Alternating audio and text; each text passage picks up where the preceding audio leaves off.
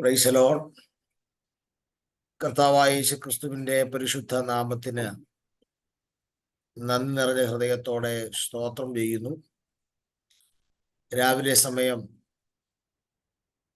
കൂടി വന്ന് കർത്താവിനെ മഹത്വപ്പെടുത്തുവാനും കർത്താവിന്റെ വചനം ശ്രവിപ്പാനും സന്നിഹിതരായിരിക്കുന്ന എല്ലാ കർത്തൃദാസന്മാർക്കും ദൈവമക്കൾക്കുമുള്ള ക്രിസ്തീയ പ്രഭാത വന്ദനങ്ങൾ യേശുക്രിസ്തുവിന്റെ വന്യ പരിശുദ്ധ നാമത്തിൽ അറിയിക്കുന്നു.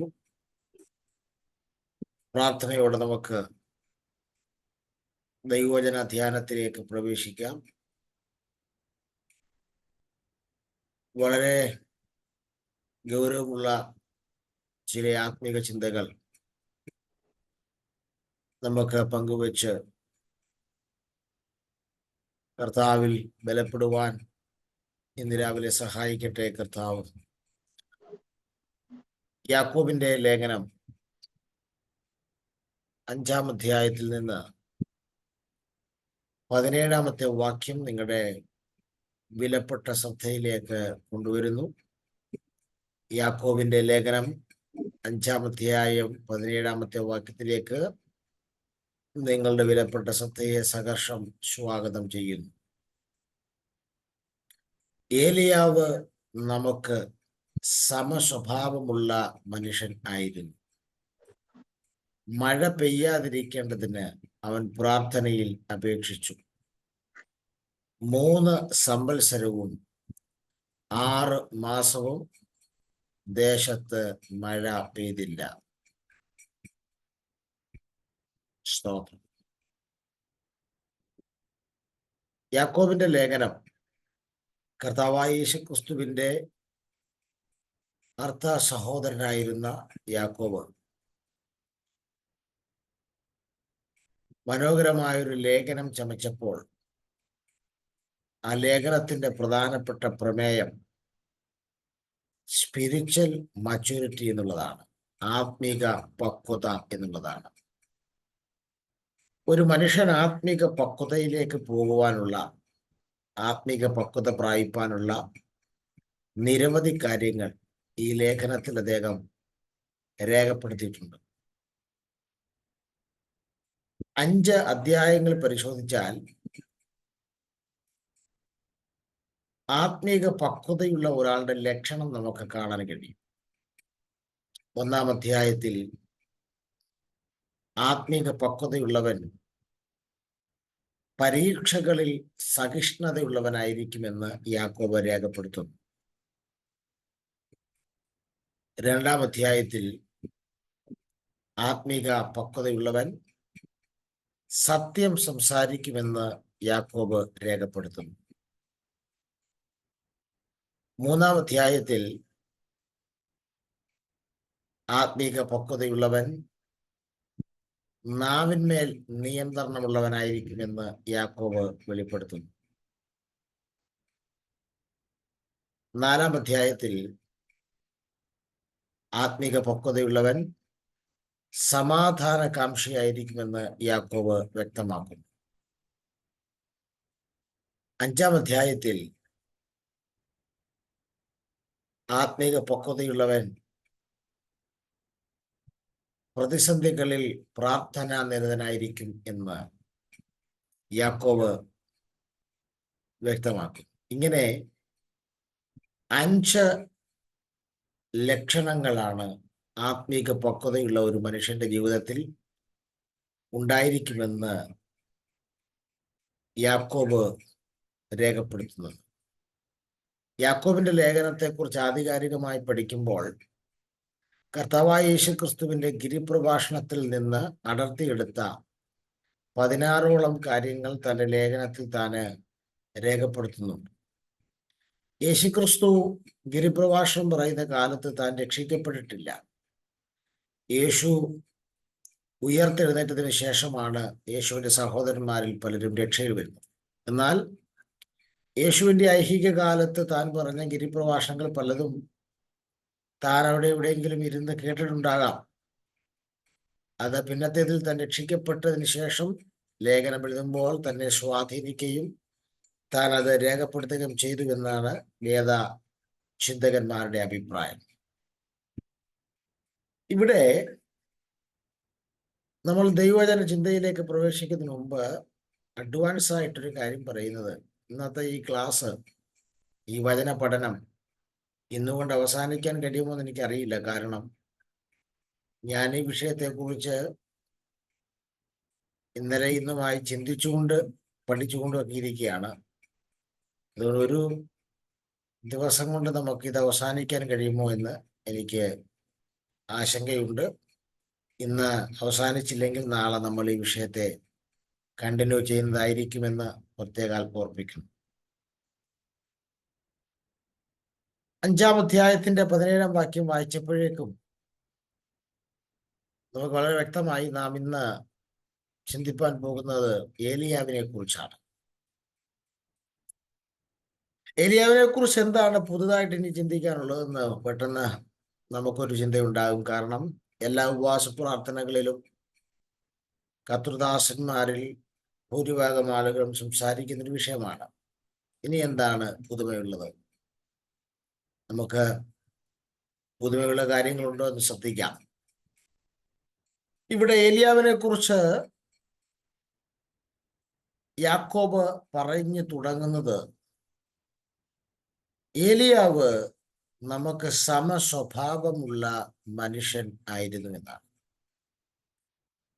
എനിക്ക് തോന്നുന്നു 17-ാം വാക്യത്തിൽ ഏലിയാവിനെ പരിചയപ്പെടുത്തുന്നതിന് മുമ്പ് 15-16 വാക്യങ്ങളിൽ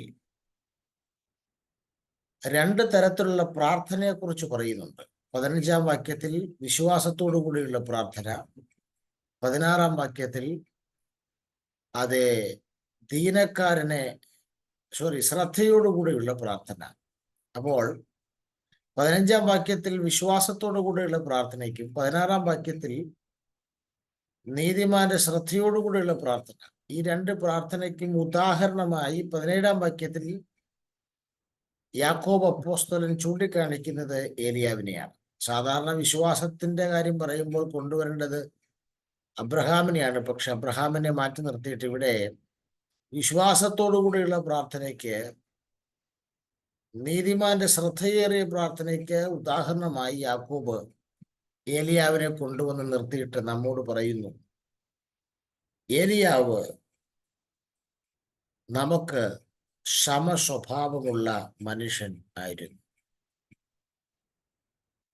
പഴയ നിയമ പ്രവാചകന്മാരിൽ പ്രസിദ്ധനായിട്ടുള്ള പ്രവാചകനായിരുന്നു ഏലിയാവ് എന്നുള്ളതിൽ തർക്കമില്ല. 1 രാജാക്കന്മാരുടെ പുസ്തകം 17-ാം അധ്യായത്തിൽ ആരംഭിച്ച് 2 രാജാക്കന്മാരുടെ പുസ്തകം 2-ാം അധ്യായത്തിൽ അവസാനിക്കുന്ന ഒരു ചരിത്രം. കേവലം 7-8 അധ്യായങ്ങൾ കൊണ്ട് ഇസ്രായേലിന്റെ തലസ്ഥാന നഗരമായ ശമരിയെ ഉണർവിലേക്ക് നയിച്ച കരുത്തനായ പ്രവാചകൻ. ഒരായുഷ്കാലം മൊത്തം നമുക്ക് കിട്ടിയിട്ട് നമുക്ക് പലതും ചെയ്യാൻ കഴിയാതെ ഇരിക്കുമ്പോൾ കേവലം 8 അധ്യായങ്ങൾ കൊണ്ട് ഒരു രാജ്യത്തിന്റെ തലസ്ഥാനത്തെ ആത്മീക വിപ്ലവത്തിലേക്ക് നയിച്ച കരുത്തനായ പ്രവാചകൻ. അപ്പോൾ കാലദൈർഘ്യമോ അല്ലെങ്കിൽ എക്സ്പീരിയൻസോ അല്ല ഉണർവിലേക്ക് നയിക്കാൻ ദൈവ മാനദണ്ഡമാക്കുന്നത്. ദൈവശബ്ദത്തിന് വില കൊടുക്കാൻ, ദൈവത്തിന് വേണ്ടി നെഞ്ചും നെറ്റിയും കൊടുക്കാൻ ഒറ്റ ഒരാളെ ഉള്ളെങ്കിലും നിനക്ക് മനസ്സുണ്ടെങ്കിൽ നിന്നെ ഉണർവിന്റെ വക്താവാക്കി തീർക്കാൻ ദൈവത്തിന് ഈ തലമുറയിൽ കഴിയും എന്നുള്ളത് ഏലിയാവിന്റെ ചരിത്രത്തിലൂടെ ദൈവാത്മാവ് നമ്മെ ബോധ്യമാക്കുന്നു.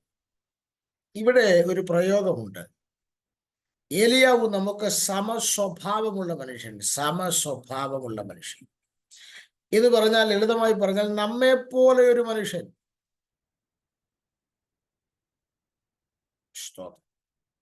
നമ്മെ പോലെ മനുഷ്യപ്രകൃതിയുള്ള, ചോരയും നീരുമുള്ള, ബലഹീനതയും കുറവുകളും ഒക്കെയുള്ള, പോരായ്മകളും പരാജയങ്ങളും ഒക്കെയുള്ള, ആത്മീക ജീവിതത്തിൽ ഉയർച്ചയും പരാജയങ്ങളും ഒക്കെയുള്ള ഒരു വ്യക്തിയായിരുന്നു ഏലിയാവ്. അപ്പോൾ ഏലിയാവ് നമുക്ക് സമസ്വഭാവമുള്ള മനുഷ്യൻ എന്ന് പറഞ്ഞാൽ നമ്മെപ്പോലെ ഒരു മനുഷ്യൻ. നമ്മെപ്പോലെ ഒരു മനുഷ്യൻ എന്ന് പറഞ്ഞാൽ നമ്മെപ്പോലെ തന്നെ മനുഷ്യപ്രകൃതിയുള്ള, ചോരയും നീരുമുള്ള, ബലഹീനതയും കുറവും പോരായ്മകളും പരാജയങ്ങളുമുള്ള ആത്മീക ജീവിതത്തിൽ ഉയർച്ചയും താഴ്ചയും ഒക്കെ ഉള്ള ഒരു വ്യക്തിയായിരുന്നു ഏലിയാവ് എന്നത് തന്നെയാണ് സമസ്വഭാവമുള്ള മനുഷ്യൻ എന്ന വാക്കിന്റെ യഥാർത്ഥ അർത്ഥം. സ്തോത്രം. എന്നാൽ ഏലിയാവിനെ കുറിച്ച് നാം പ്രസംഗിക്കുമ്പോഴോ അല്ലെങ്കിൽ നമ്മുടെ മനോമുകുളങ്ങളിലൊക്കെ അദ്ദേഹത്തെ ഒരു സൂപ്പർമാനായിട്ടോ അസാധാരണ മനുഷ്യനായിട്ടൊക്കെ നമ്മൾ ഇഷ്ടപ്പെടുന്നത് കൊണ്ടും പ്രസംഗിക്കുന്നത് കൊണ്ടും ഒക്കെ ഞാൻ മുകളിൽ പറഞ്ഞ കാര്യങ്ങൾ പെട്ടെന്ന് ഉൾക്കൊള്ളാൻ ആളുകൾക്ക് ബുദ്ധിമുട്ടുണ്ടാവും. എന്താണ്? നമ്മെപ്പോലൊരു മനുഷ്യൻ, ചോരയും നീരുമുള്ള, ബലഹീനതയും കുറവും പോരായ്മകളുമുള്ള, ആത്മിക ജീവിതത്തിൽ ഉയർച്ചയും താഴ്ചയുമുള്ള ഒരു മനുഷ്യൻ എന്ന് പറഞ്ഞാൽ പെട്ടെന്ന് ഉൾക്കൊള്ളാൻ നമുക്കൊരു ബുദ്ധിമുട്ട് വരാൻ കാരണം നമ്മൾ അദ്ദേഹം ചെയ്തിരിക്കുന്ന അസാധാരണ പ്രവർത്തികൾ നമ്മുടെ മനോമുകുളങ്ങളിൽ കിടക്കുന്നത് കൊണ്ട് അദ്ദേഹത്തിന് സൂപ്പർമാനായിട്ടും അല്ലെങ്കിൽ അദ്ദേഹം ചെയ്ത 7 അത്ഭുതങ്ങളുണ്ട്. ഇതൊക്കെ നമ്മുടെ ഉള്ളിൽ കിടക്കുന്നത് കൊണ്ടും ഒരു സൂപ്പർമാനെ പോലെയോ അസാധാരണ മനുഷ്യനെ പോലെയൊക്കെയാണ് നമ്മൾ അദ്ദേഹത്തെ കാണുന്നത്. സ്തോത്രം. അങ്ങനെ ആയിരുന്നെങ്കിൽ ഒരിക്കലും 1 രാജാക്കന്മാർ 19-ാം അധ്യായത്തിൽ കർമ്മേലിൽ വിജയശ്രീലാളിതനായ ഏലിയാവ് ചൂരച്ചെടിയുടെ ചോട്ടിൽ കിടന്ന് ഇസബേലിന്റെ വാക്കിന്റെ മുന്നിൽ ഭയപ്പെട്ട് മരണം ഇച്ഛിക്കുകയില്ലായിരുന്നു. ഇത് ഏലിയാവിന്റെ ബലഹീനതയെ കാണിക്കുകയല്ല. അതെ, നമ്മിലുള്ള ഭയം, നമ്മിലുള്ള ആ ബലഹീനത ഏലിയാവിലും ഉണ്ടായിരുന്നു. അവൻ നമ്മെ പോലെ തന്നെ ഒരു മനുഷ്യൻ എന്നുള്ളതിന്റെ ഏറ്റവും വലിയ തെളിവാണ് ആ ഭാഗം നമുക്ക് മനസ്സിലാക്കാൻ കഴിയുന്നത്. അപ്പോൾ ഒരു കാര്യം വ്യക്തമാണ്, ഇതിനകത്തൂടെ ഏലിയാവിനല്ല ഇമ്പോർട്ടൻസ്, ഏലിയാവിനെ ഉപയോഗിച്ച ദൈവത്തിനാണ് ഇമ്പോർട്ടൻസ്. എന്താണ് കാര്യം?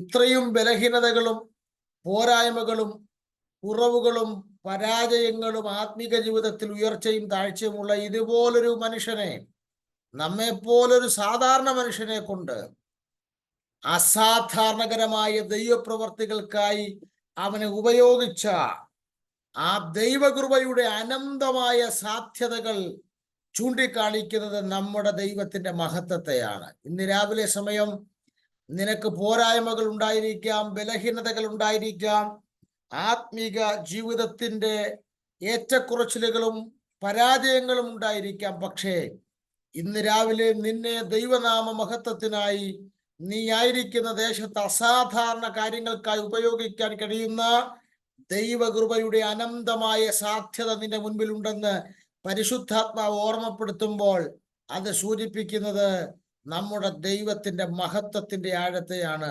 ഇന്ന് രാവിലെ അവന്റെ മഹത്വത്തിന്റെ ആഴത്തിനായി നിന്നെ പ്രയോജനപ്പെടുത്തുവാൻ പരിശുദ്ധാത്മാവ് ഇന്ന് രാവിലെ സമയം പദ്ധതി ഒരുക്കുകയാണ്. ഞാൻ ഇന്ന് രാവിലെ സമയം ഏലിയാവിനെ കുറിച്ച് പറയാനുള്ള ഒരു പ്രധാന കാരണം ദ ഇമ്പോർട്ടൻസ് ഓഫ് ഏലിയാവ്. സ്തോത്രം. ഏലിയാവിന്റെ പ്രാധാന്യം എന്താണ്? അതൊരു ഹെഡിങ് ആയി തന്നെ ചിന്തിക്കേണ്ട കാര്യമാണ്. എന്താണ് ഏലിയാവിന്റെ പ്രാധാന്യം? സ്തോത്രം. പഴയ നിയമ പുസ്തകങ്ങളിൽ തന്നെ 68 പ്രാവശ്യം, പഴയ നിയമ പുസ്തകങ്ങളിൽ തന്നെ 68 പ്രാവശ്യം ഏലിയാവിന്റെ പേര് പരാമർശിക്കുന്നു. നിങ്ങൾ ഓർക്കണം, 68 പ്രാവശ്യം ഏലിയാവിന്റെ പേര് പരാമർശിക്കുന്നു എന്ന് പറയുമ്പോൾ ഈ ഏലിയാവ് ഒരു പുസ്തകം പഴയ നിയമത്തിൽ എഴുതിയിട്ടില്ല. പഴയ നിയമത്തിൽ പുസ്തകം രചിച്ചവരെ കുറിച്ച് പോലും ഇതിന്റെ പകുതി പോലും പേര് പരാമർശിക്കുന്നില്ല. എന്നാൽ ഒരു പുസ്തകം പോലും രചിക്കാത്ത ഒരു ഏലിയാവിനെ കുറിച്ച് 68 പ്രാവശ്യം പഴയ നിയമത്തിൽ പരാമർശിക്കുന്നു.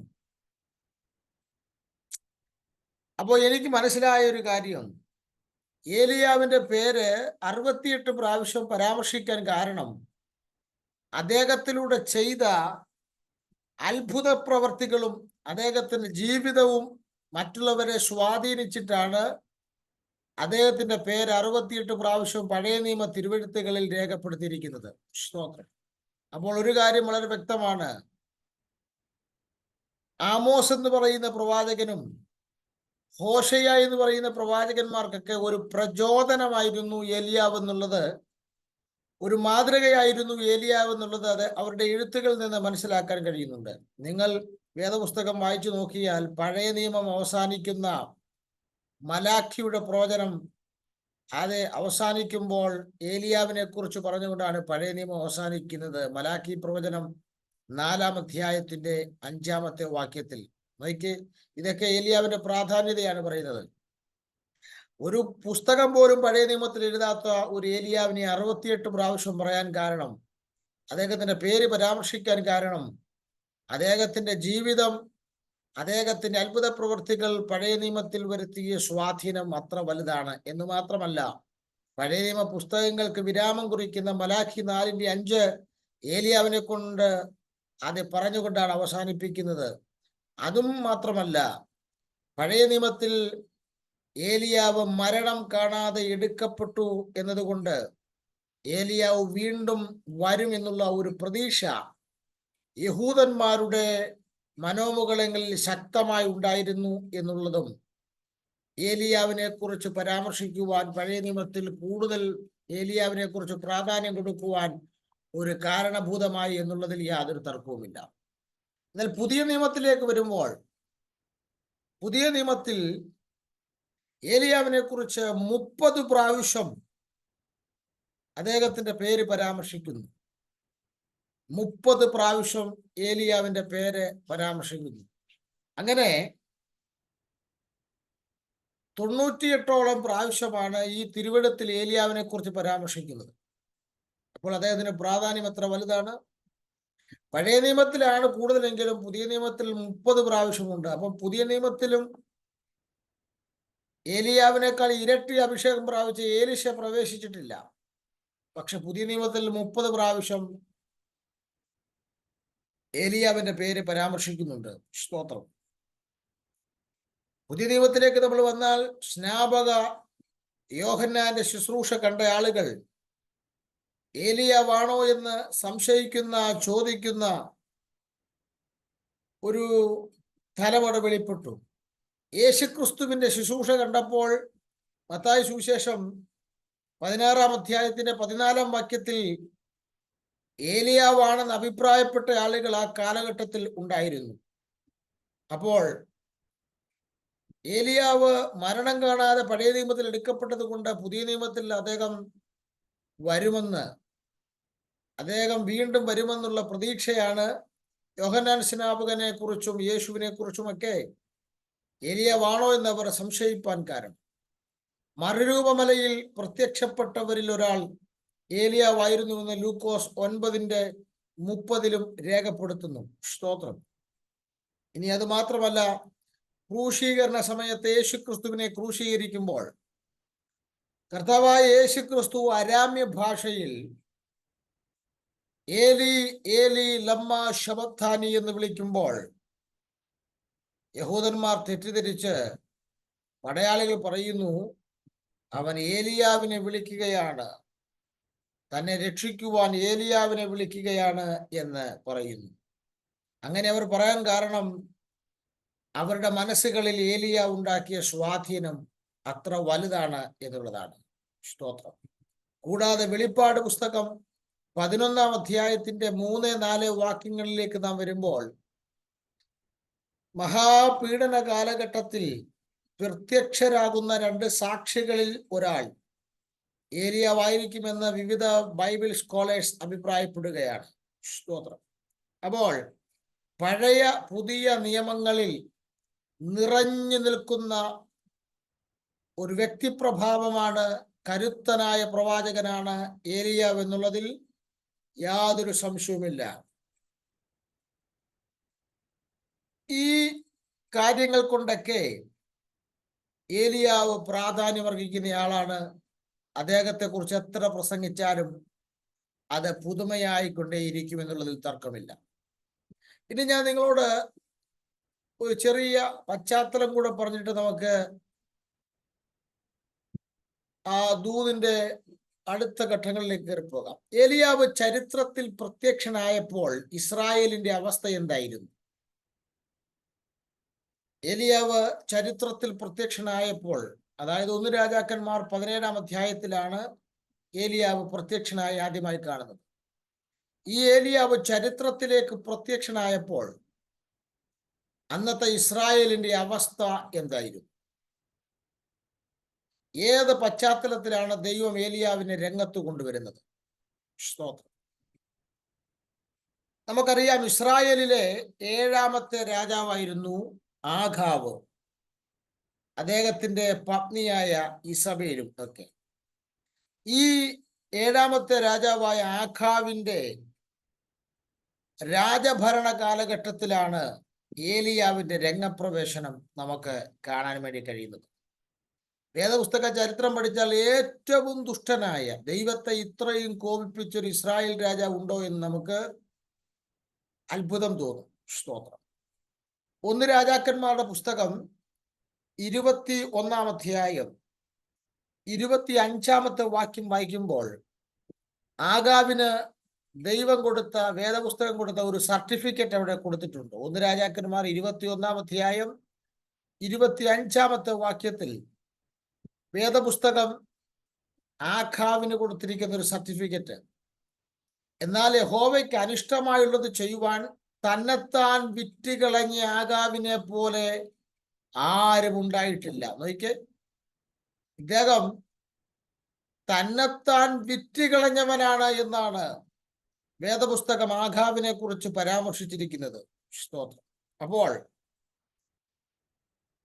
പാപത്തിനു വേണ്ടി, വിഗ്രഹാരാധനയ്ക്കു വേണ്ടി തന്നെത്താൻ വിറ്റുകളഞ്ഞ ആഖാവ്, അതിനായി ഭാര്യയാൽ നിർബന്ധിക്കപ്പെട്ട, ഇസബേലിനാൽ നിർബന്ധിക്കപ്പെട്ട രാജാവ്. നോക്ക്, ദൈവത്തിന് അനിഷ്ടമായുള്ളത് ചെയ്യാൻ, പാപം ചെയ്യാനും വിഗ്രഹാരാധന ചെയ്യാനും സ്വയം വിറ്റുകളയപ്പെട്ട ആഖാവ്, ഇദ്ദേഹം രാജാവായും ഇദ്ദേഹത്തിന്റെ ഭാര്യ രാജ്ഞിയായും ബാൽദേവനെയും അശേരാദേവിയെയും ഒക്കെ അവർ പൂജിച്ചുകൊണ്ടും ഭുജിച്ചുകൊണ്ടും ജനത്തിൽ ഭൂരിപക്ഷം ആളുകളെയും ബാൽദേവനിലേക്കും അശേരാദേവിയിലേക്കുമൊക്കെ സ്വാധീനിച്ചുകൊണ്ടവർ പോയിരുന്ന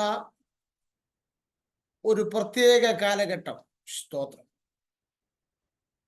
ഈ കാലഘട്ടത്തിൽ പണ്ട് ദൈവത്തിന്റെ യാഗവും ആരാധനയും നടന്നിരുന്ന കർമ്മേൽ പർവ്വതത്തെ ബാൽദേവിന്റെ വർഷിപ്പ് ഹെഡ്ക്വാർട്ടേഴ്സ് ആക്കി മാറ്റിയ കാലഘട്ടം. പണ്ട് ഈ കർമ്മേലിൽ ദൈവത്തിന് യാഗവും ദൈവത്തിന് ആരാധന നടന്നിരുന്ന കാലഘട്ടം ഉണ്ടായിരുന്നു. എന്നാൽ ഇന്ന് ആഖാവും ഇസബേലും കൂടെ ഈ കർമ്മേലിന്റെ മലയിൽ ബാൽദേവന്റെ വർഷിപ്പ് ഹെഡ്ക്വാർട്ടേഴ്സ് ആക്കിയത് മാറ്റിയിരിക്കുന്ന കാലഘട്ടം. സ്തോത്രം. എന്ന് പറഞ്ഞാൽ ഇസ്രായേൽ ആത്മികവും ഇസ്രായേൽ ധാർമ്മികവുമായ അധപ്പതിച്ചു പോയ ആത്മീക ചക്രവാളം പാപത്തിന്റെ കാർമേഘം കൊണ്ട് അന്ധകാരപൂർണമായ ഒരു കാലഘട്ടം. സ്തോത്രം. ഇങ്ങനെ ഒരു കാലഘട്ടത്തിൽ മിന്നൽ പിണർ പോലെ ഇതിനെതിരെ പ്രതികരിക്കുവാൻ ദൈവം കരുത്തനായ തൻ്റെ ദാസൻ ഏലിയാവിനെ ഇസ്രായേലിലേക്ക് രംഗപ്രവേശനം ചെയ്യിപ്പിക്കുകയാണ്. സ്തോത്രം. ഒരു കാര്യം വ്യക്തമാണ്, ഈ ആത്മീക ധാർമ്മിക മേഖലയുടെ, ഇസ്രായേലിന്റെ തകർച്ചയുടെ ആ മൂർധന്യാവസ്ഥയിലാണ് തൻ്റെ ദാസനായ ഏലിയാവിനെ ദൈവം പ്രത്യക്ഷനാക്കുന്നത്. ഇന്നും ദൈവം തൻ്റെ ദാസന്മാരെ എഴുന്നേൽപ്പിക്കുന്നത് ദൈവസഭയുടെ ആത്മീക ശൈത്യത്തിലാണ്. ഉഷ്ണവാനും ശീതവാനുമല്ലാത്ത ആത്മീക ശൈത്യത്തിന്റെ മൂർധന്യാവസ്ഥയിലാണ് ദൈവം തൻ്റെ ദാസന്മാരെ ഇന്നും എഴുന്നേൽപ്പിക്കുന്നത്. ഇത് ഏലിയാവിന്റെ ചരിത്രം താൻ ചരിത്രത്തിലേക്ക് രംഗപ്രവേശനം ചെയ്ത കാലഘട്ടത്തിന്റെ പ്രത്യേകതയെ പരിശുദ്ധാത്മാവ് വിരൽ ചൂണ്ടിക്കാണിക്കുകയാണ്. സ്തോത്രം. ഇനി നമുക്ക് എങ്ങനെയാണ് തൻ്റെ ദാസനെ ദൈവം പരിചയപ്പെടുത്തി തന്നതെന്ന് നമുക്ക് ശ്രദ്ധയോടെ നോക്കാം. 1 രാജാക്കന്മാരുടെ പുസ്തകം 17-ാം അധ്യായത്തിന്റെ 1-ാം വാക്യം നമുക്ക് ശ്രദ്ധിക്കാം. ദൈവം തന്റെ ദാസനെ ചരിത്രത്തിലേക്ക് ഇറക്കി വിടുമ്പോൾ ഇസ്രായേലിന്റെ അധാർമികമായ ആത്മീക പരാജയത്തിന്റെ കാലഘട്ടത്തിലേക്ക് തന്റെ ദാസനെ ദൈവം രംഗപ്രവേശം ചെയ്യിപ്പിക്കുമ്പോൾ എങ്ങനെയാണ് പരിചയപ്പെടുത്തുന്നത്? സ്തോത്രം. 1 രാജാക്കന്മാർ 17-ാം അധ്യായത്തിന്റെ 1-2 വാക്യങ്ങൾ. 1-ാം വാക്യം ശ്രദ്ധിക്കാം. എന്നാൽ ഗിലെയാദിലെ തിശ്ബയിൽ നിന്നുള്ള തിശ്ബ്യനായ ഏലിയാവ്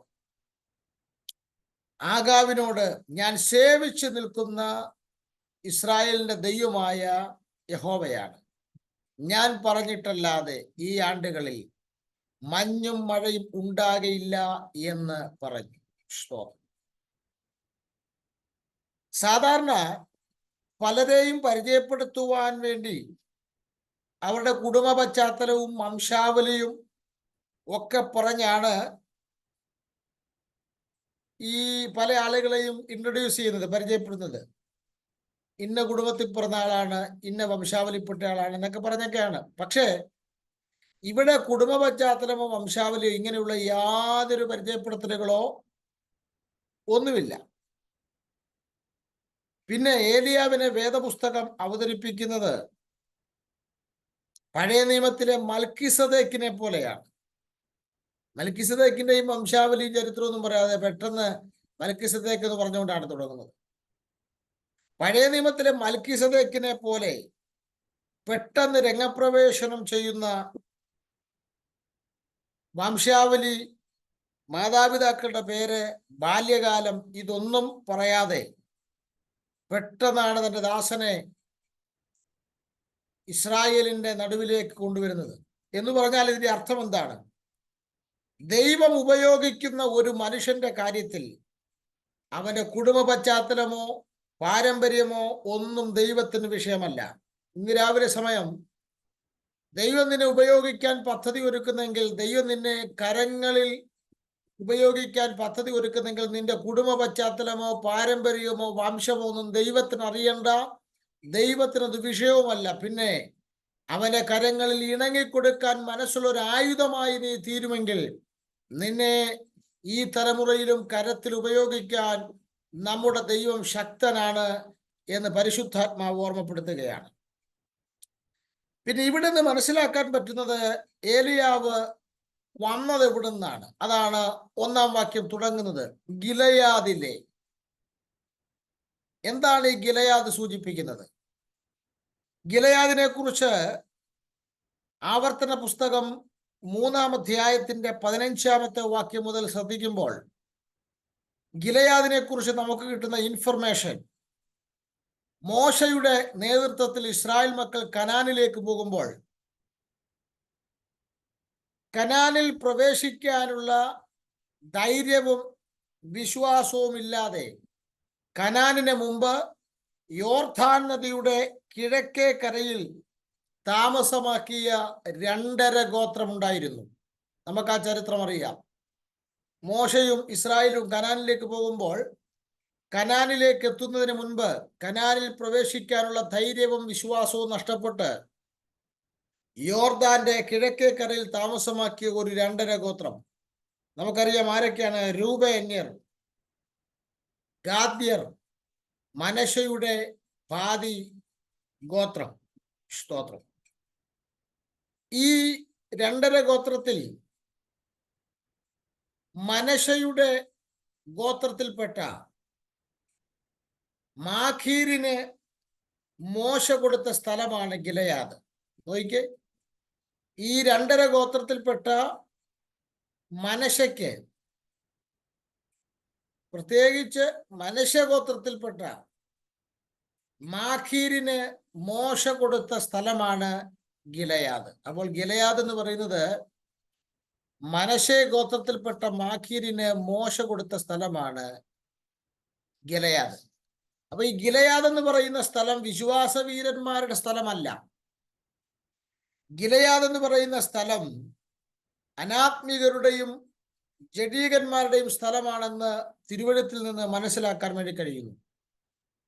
അങ്ങനെ അനാത്മികന്മാരുടെയും ജഡീകന്മാരുടെയും സ്ഥലമായ ഗിലെയാദിൽ ഒരു മനശ്ശെ ഗോത്രത്തിൽപ്പെട്ട അതിശക്തനായ പ്രവാചകനായിരുന്നു ഏലിയാവ് എന്നുള്ളതാണ് നമുക്ക് മനസ്സിലാക്കാൻ പറ്റുന്ന കാര്യം. സ്തോത്രം. അപ്പോൾ അനാത്മികരും ജഡീകരും ഇടതിങ്ങിപ്പാർത്ത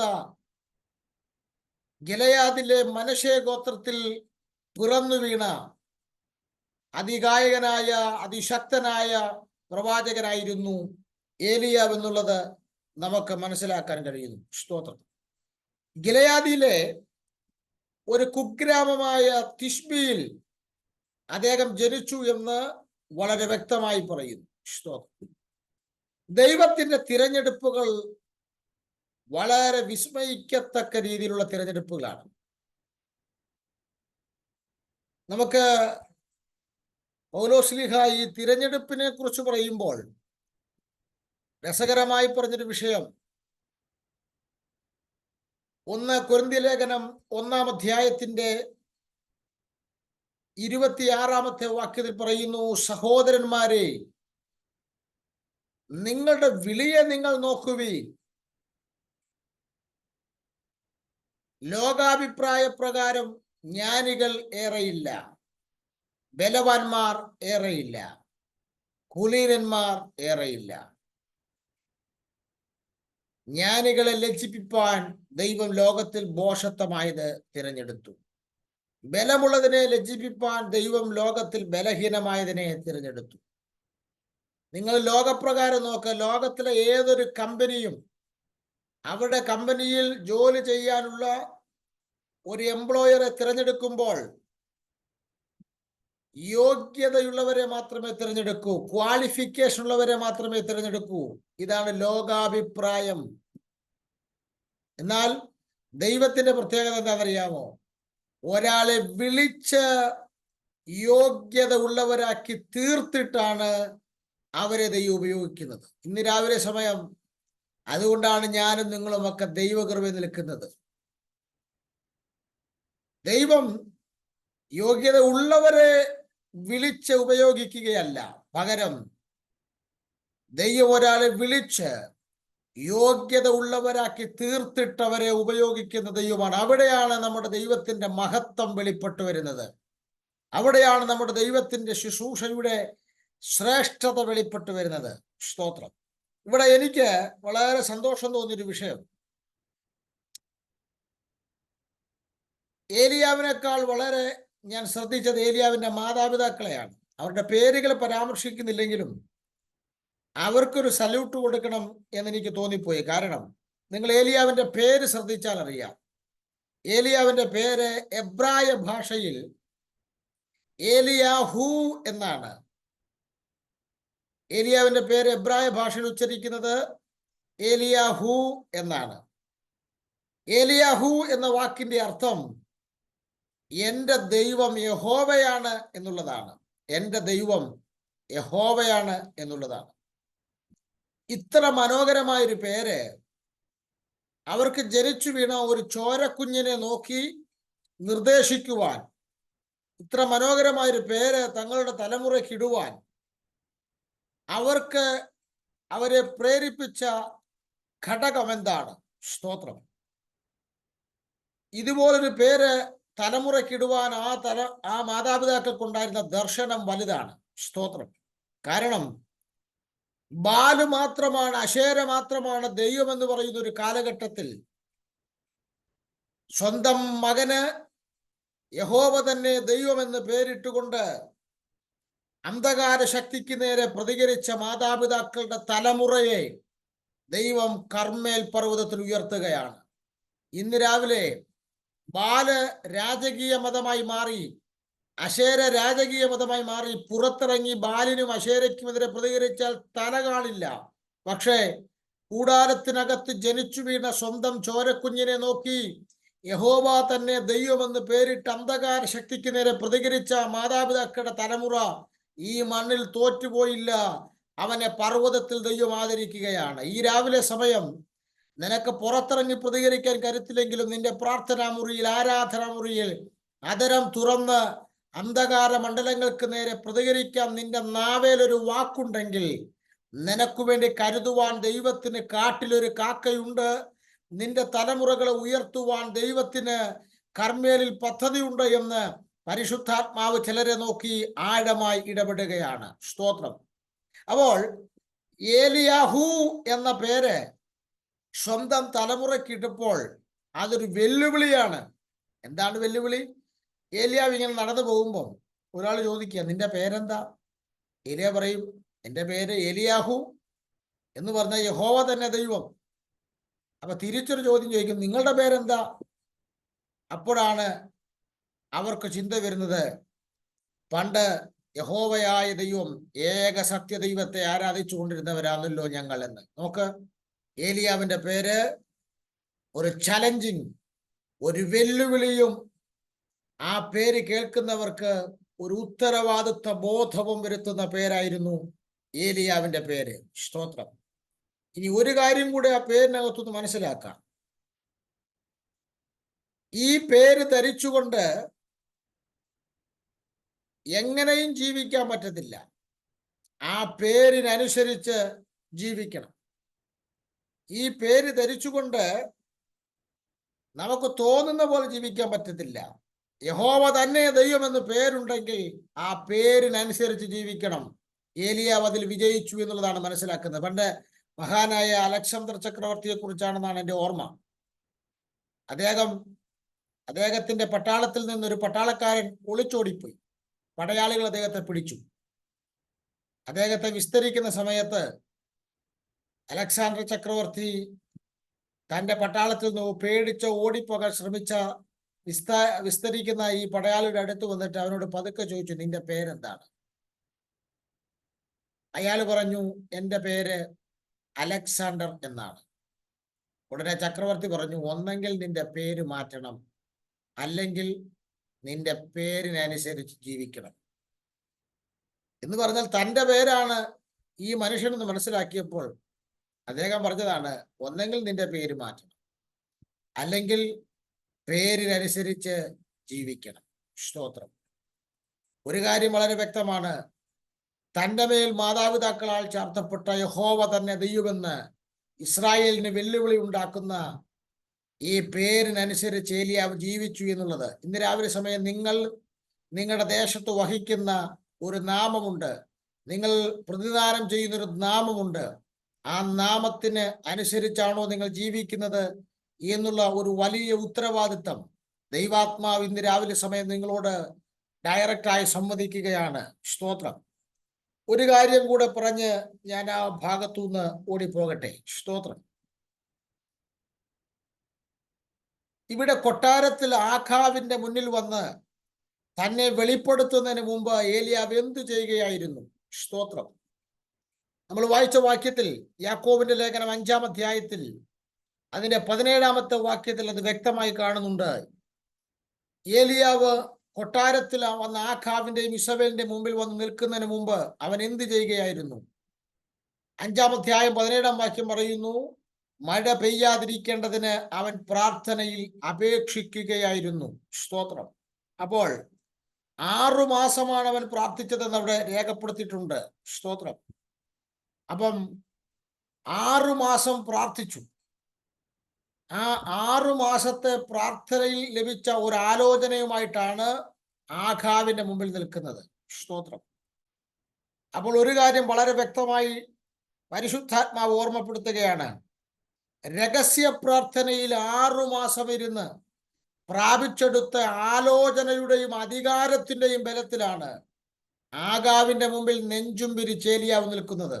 ഇന്ന് രാവിലെ നിന്റെ രഹസ്യ പ്രാർത്ഥനയിൽ നീ ദൈവത്തിൽ നിന്ന് പ്രാപിച്ചെടുക്കുന്ന ആലോചനയും ആത്മീയ അധികാരത്തിന്റെയും പിൻബലത്തിൽ ദൈവം നിന്നെ ചിലതിന്റെ മുമ്പിൽ, പലരും തോറ്റു വീണ ചിലതിന്റെ മുൻപിൽ നെഞ്ചു വിരിച്ചു നിർത്തി നിന്റെ അധികാരം വെളിപ്പെടുത്തുവാൻ ഇന്ന് രാവിലെ ദൈവാത്മാവ് പദ്ധതി ഒരുക്കുമ്പോൾ രഹസ്യ പ്രാർത്ഥനയ്ക്ക് വേണ്ടി മുറിയിൽ കയറുവാൻ എത്ര ദൈവമക്കൾ ഇന്ന് രാവിലെ സമയം ഒരു തീരുമാനമെടുക്കുന്നുണ്ട്?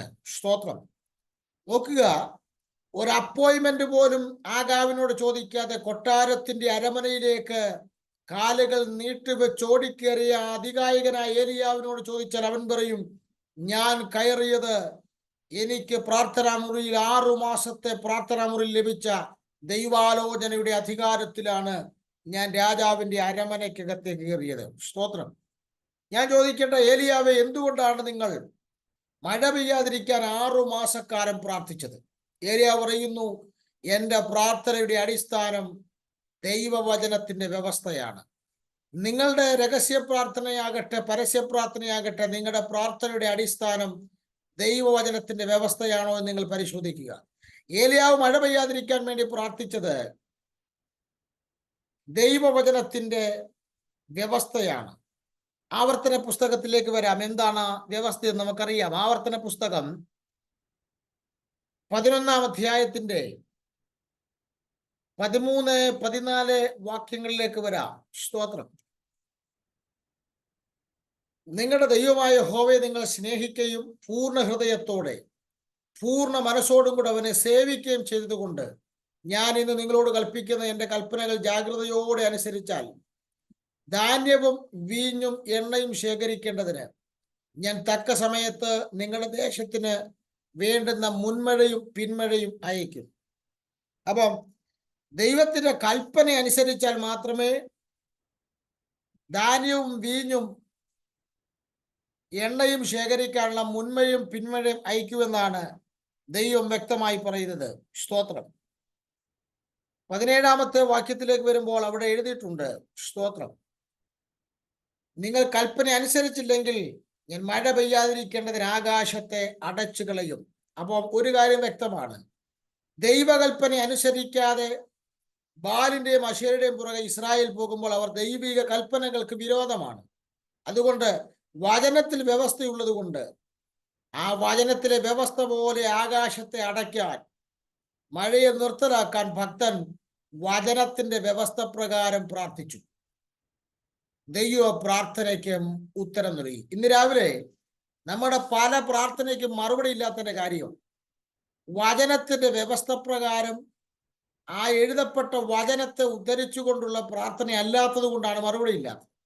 എന്നാൽ വചനത്തിന്റെ വ്യവസ്ഥ പ്രകാരം ആ വചനത്തെ ഉദ്ധരിച്ചുകൊണ്ടാണ് പ്രാർത്ഥിക്കുവാൻ നിങ്ങൾ നാവ് തുറക്കുന്നതെങ്കിൽ നിങ്ങൾക്ക് വേണ്ടി പ്രവർത്തിക്കാൻ കരുത്തനായൊരു ദൈവമുണ്ട് എന്നുള്ളത് പരിശുദ്ധാത്മാവ് ഓർമ്മപ്പെടുത്തുകയാണ്. എന്ന് പറഞ്ഞാൽ മഴ പെയ്യാതിരിക്കുക എന്നുള്ള ബാലശിക്ഷയിലൂടെ ഇസ്രായേലിനെ മടക്കിക്കൊണ്ടുവരിക എന്നുള്ളതായിരുന്നു ഏലിയാവിന്റെ പ്രാർത്ഥനാ മുറിയിലെ ആവശ്യം.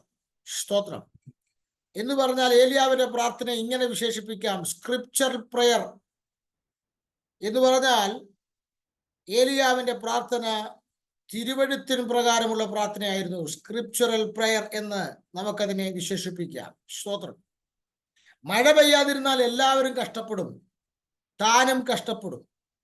താൻ കഷ്ടപ്പെട്ടാലും സാരമില്ല, എങ്ങനെയെങ്കിലും ദൈവജനം ദൈവത്തിലേക്ക് മടങ്ങി വരണം എന്നുള്ള ആ ബോധ്യത്തോടു കൂടെയാണ് ഏലിയാവ് അത് വ്യവസ്ഥ പ്രകാരം പ്രാർത്ഥിക്കുവാൻ 6 മാസം പ്രാർത്ഥനാ മുറിയിൽ ഇരുന്നത്. നിങ്ങളൊന്ന് ഓർത്തു വെക്കണം, ഏലിയാവിനെ ദൈവം ഉപയോഗിച്ചെങ്കിൽ 6 മാസം പ്രാർത്ഥനാ മുറിയിൽ കൊടുത്ത വിലയാണ് ഏലിയാവിന് ഒരു രാഷ്ട്രത്തിന്റെ ഉണർവിന് വേണ്ടി ഉപയോഗിച്ചത്. ഇന്ന് രാവിലെ എവിടെന്നെങ്കിലും ഒരു പ്രസംഗം കുത്തിപ്പൊക്കിക്കൊണ്ടുവന്ന് മൈക്കിനകത്തൂടെ കാരി പോകുന്നതല്ല ഉണർവിന്റെ നിധാനം. 6 മാസത്തെ പ്രാർത്ഥനയുടെ ഫലം. ഇന്ന് രാവിലെ സമയം പ്രാർത്ഥിക്കാൻ നിനക്ക് മനസ്സുണ്ടോ? മാസങ്ങൾ രഹസ്യ പ്രാർത്ഥനയ്ക്ക് വേണ്ടി മാറിയിരിക്കാൻ നിനക്ക് സമയമുണ്ടോ? നിന്നെ കരുത്തനായി ഉപയോഗിക്കാൻ ദൈവത്തിന്റെ പദ്ധതി ഉണ്ടെന്ന് പരിശുദ്ധാത്മാവ് ഓർപ്പിക്കുന്നു. ഇനി രണ്ടാമത്തെ ഒരു കാരണം കൂടെ പറഞ്ഞ് ഞാൻ ഇന്നത്തെ ചിന്തകൾക്ക് വിരാമം കുറിക്കുകയാണ്. ഏലിയാവ് മഴ പെയ്യാതിരിക്കാൻ പ്രാർത്ഥിച്ചതിന്റെ രണ്ടാമത്തെ കാരണം. സ്തോത്രം. ഇസ്രായേൽ മക്കളോട് ദൈവം പറഞ്ഞത്, നിങ്ങൾ കനാനിൽ കയറുമ്പോൾ അവിടെ കനാന്യരെ മുഴുവൻ നിർമൂലമാക്കി കളയാനാണ് ദൈവം ഇസ്രായേലിന് ആലോചന കൊടുത്തത്. പക്ഷെ അവരങ്ങനെ ചെയ്തില്ല. അവർ അതിനെ നിർമൂലമാക്കേണ്ട പലതിനെ അവർ അവശേഷിപ്പിച്ചു. അങ്ങനെ അവശേഷിപ്പിച്ചത് നിമിത്തം എന്താണ് സംഭവിച്ചത്? കനാന്യരുടെ നിരവധി അന്ധവിശ്വാസങ്ങളും കനാന്യരുടെ നിരവധി ജീവിത ശൈലികളുമൊക്കെ ഇസ്രായേൽ ജനത്തിന്റെ ജീവിത ശൈലിയായി തീർന്നു, അവരുടെ അന്ധവിശ്വാസങ്ങളായി തീർന്നു എന്നുള്ളതാണ് കാണാൻ കഴിയുന്നത്. സ്തോത്രം. അപ്പോൾ കനാന്യർ അന്ന് വിശ്വസിച്ചിരുന്നത് ഓരോ ദേശത്തിനും ഓരോ ബാൽ ദൈവന്മാർ ഉണ്ട് എന്നുള്ളതാണ്. കനാന്യരുടെ അന്നത്തെ വിശ്വാസം അതായിരുന്നു, ഓരോ ദേശത്തിനും ഓരോ ബാൽദേവന്മാർ ഉണ്ട് എന്നുള്ളതാണ്. എന്ന് പറഞ്ഞാൽ ബാൽദേവനെ പ്രസാദിപ്പിച്ചാലേ മഴയുണ്ടാകൂ, ബാൽദേവനെ പ്രസാദിപ്പിച്ചാലേ വെയിലുണ്ടാകൂ. അപ്പോൾ ഈ മഴയും വെയിലും സമയാസമയത്ത് കിട്ടണമെങ്കിൽ ബാലിനെയും അശേരയും ഒക്കെ പ്രസാദിപ്പിക്കണം, ബാൽദേവന്മാരെ പ്രസാദിപ്പിക്കണം എന്നുള്ള ഒരന്ധവിശ്വാസം അവർക്കുണ്ടായിരുന്നു. അപ്പോൾ മഴയും തീയും വിളവും കൊയ്ത്തുമൊക്കെ ബാൽദേവന്റെ കുത്തകയായിട്ടായിരുന്നു കനാന്യർ കണ്ടിരുന്നത്. അപ്പോൾ മഴ വേണോ, തീ വേണോ, കൊയ്ത്തു വേണോ, ബാൽദേവനെ പ്രസാദിപ്പിക്കണം. ഇത് കനാന്യരുടെ അന്ധവിശ്വാസമായിരുന്നു. ഇത് ക്രമേണ ഇസ്രായേൽ ജനത്തിലേക്കും ഈ അന്ധവിശ്വാസം പകരപ്പെട്ടു, അവരുടെ ജീവിതശൈലിയായി മാറി എന്നുള്ളതാണ് മനസ്സിലാക്കാൻ കഴിയുന്നത്. അതുകൊണ്ട് ഇത് വിശ്വസിച്ചുകൊണ്ടാണ് ദൈവജനങ്ങൾ ബാൽദേവനെ ഭുജിക്കാൻ വേണ്ടി പോയത് എന്നുള്ളതാണ് മനസ്സിലാക്കാൻ കഴിയുന്നത്. അവർ വിശ്വസിച്ചു ബാലാണ് മഴയുടെ ദേവൻ. സ്തോത്രം. എന്നാൽ ഒരു കാര്യം വളരെ വ്യക്തമാണ്, ബാലിന് മഴയുടെ മേലും തീയുടെ മേലും അധികാരമുണ്ടെന്നാണ് അവർ വിശ്വസിച്ചിരുന്നതെങ്കിൽ, സ്തോത്രം, ഏലിയാവ് ആദ്യം ചെയ്തെന്താണെന്നറിയാമോ? മഴ നിർത്തലാക്കാൻ പ്രാർത്ഥിച്ചു. കർമ്മേലിൽ എന്താ ചെയ്തെന്നറിയാമോ? തീ ഇറക്കാൻ പ്രാർത്ഥിച്ചു. ബാല് തീ ഇറക്കാൻ കഴിയാതെ പരാജയപ്പെട്ട് നിൽക്കുമ്പോൾ ഏലിയാവ് കർമ്മേൽ തീ ഇറക്കി. അപ്പം ബാലിന്റെ സ്പെഷ്യൽ സാധനമാണ് മഴയും തീയും എന്ന് അവർ വിശ്വസിക്കുമ്പോൾ, ബാലിന്റെ ഏറ്റവും സ്പെഷ്യലായ സാധനത്തെ രണ്ടിനെയും ഏലിയാവ് അതിന്മേൽ തനിക്ക് അധികാരമുണ്ടെന്ന് തെളിയിക്കാൻ താൻ ആ ബാലിന്റെ കുത്തകയായ മഴയെയും ബന്ധിച്ചു, ബാലിന്റെ കുത്തകയായ തീയുടെ മേൽ തന്റെ അധികാരം കർമ്മേലിൽ തെളിയിക്കുകയാണ്. ഇന്ന് രാവിലെ പരിശുദ്ധാത്മാവ് ആരോടൊക്കെ ഇടപെടുന്നു. രഹസ്യ പ്രാർത്ഥനയിൽ നീ ചിലവഴിച്ച സമയങ്ങൾ പാടല്ല, പിന്നെ നിന്റെ ദേശത്തിലെ അന്ധകാര മണ്ഡലങ്ങൾ കുത്തകയായി വെച്ച ചിലതിന്റെ മേൽ നിന്റെ അധികാരം എത്ര വലുതാണെന്ന് ദൈവാത്മാവ് തെളിയിക്കാൻ പോകുകയാണ്. സ്തോത്രം. ചില മഴയെ നിർത്തലാക്കിക്കൊണ്ട്, ചില തീയെ ഇറക്കിക്കൊണ്ട് ബാല് കനാൻ ദേശത്ത് കുത്തകയാക്കി വെച്ച തന്റെ സ്പെഷ്യലായിട്ടുള്ള ചിലതിന്റെ മേൽ പ്രാർത്ഥിച്ച് അഭിഷിക്തന്റെ അധികാരം വെളിപ്പെടുത്തിക്കൊണ്ടാണ് ദൈവം തന്റെ ദാസനെ രംഗപ്രവേശനം ചെയ്യിപ്പിച്ചതെങ്കിൽ, ഇന്ന് രാവിലെ നീ പാർക്കുന്ന ദേശത്ത്, നിന്റെ സൊസൈറ്റിയിൽ, നിന്റെ കുടുംബത്തിനും തലമുറയ്ക്കുമെതിരെ പിശാച് അവന്റെ അധികാര കേന്ദ്രമാക്കി വെച്ച ചിലതിനെ ആത്മാവിൽ ബന്ധിച്ചുകൊണ്ട്, ചിലതിനെ പിശാചിന്റെ അധികാരങ്ങളുടെ മേൽ, അവന്റെ കുത്തകകളുടെ മേൽ നിന്റെ അധികാരത്തെ വെളിപ്പെടുത്തിക്കൊണ്ട് പരിശുദ്ധാത്മാവ് നിന്നെ ഓപ്പണാക്കാൻ പോകുന്നു, നിന്നെ ആരംഭിപ്പിക്കാൻ പോകുന്നു, നിന്റെ ശുശ്രൂഷയെ തുടങ്ങിപ്പിക്കാൻ പോകുന്നുവെന്ന് പരിശുദ്ധാത്മാവ് ഇടപെടുമ്പോൾ ഇന്ന് രാവിലെ വിശ്വസിച്ച് സ്തോത്രം ചെയ്യാൻ എത്ര ദൈവമക്കൾ തയ്യാറാകുന്നു? നിങ്ങൾ അല്ലെങ്കിൽ ഓർത്തു വയ്ക്കുക, അല്ലെങ്കിൽ ഒരിക്കലും തീയിറക്കുക എന്നുള്ള ഒരു കൺസെപ്റ്റിലേക്ക് ഏലിയാവിന് വരേണ്ട കാര്യമില്ല. ബാലിന്റെ ഏരിയയാണെന്നും ബാലിന്റെ സ്പെഷ്യലാണെന്നും കനാന്യർ വിശ്വസിച്ച, ഇസ്രായേൽ ചിന്തിച്ച ആ മഴയെ 3.5 കൊല്ലം നിർത്തലാക്കാനും, ആ തീയുടെ മേൽ ബാല് നിശ്ചലമായപ്പോൾ താൻ തീ ഇറക്കിക്കൊണ്ട് അതിനെ തെളിയിക്കുവാനും ഏലിയാവിനെ ദൈവം ഉപയോഗിച്ചത്.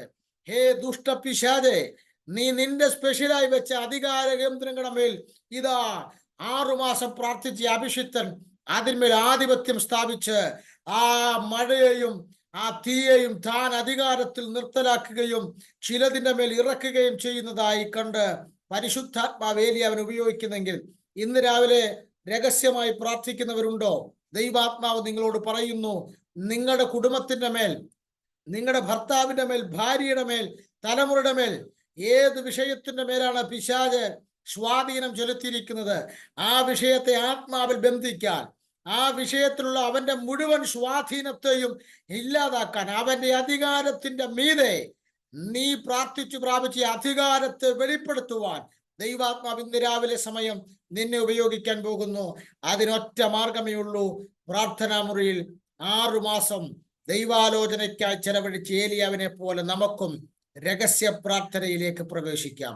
അതുകൊണ്ടാണ് പ്രാർത്ഥനാ മുറിയിൽ പ്രതിസന്ധികളുടെ നടുവിൽ കർമ്മനിരതനായ ഏലിയാവിനെ യാക്കോബ് ഇവിടെ പരിചയപ്പെടുത്തുന്നത്.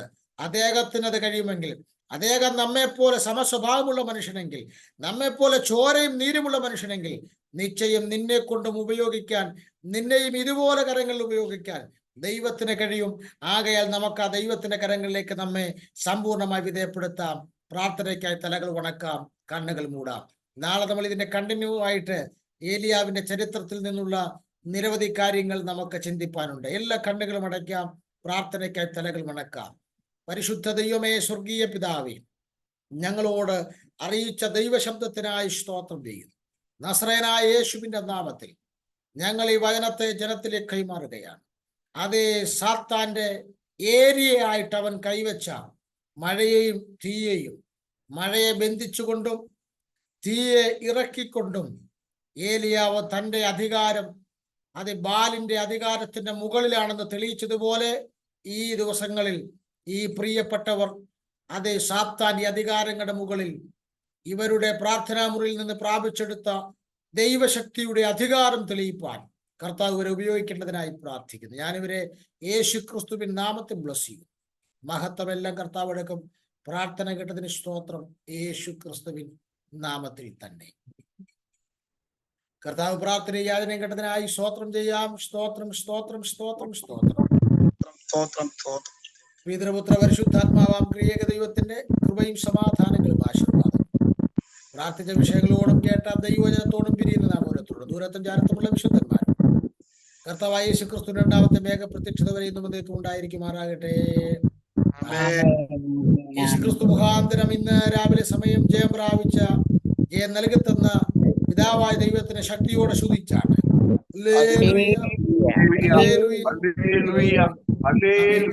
യേശുവേ, വേഗം വരണമേ.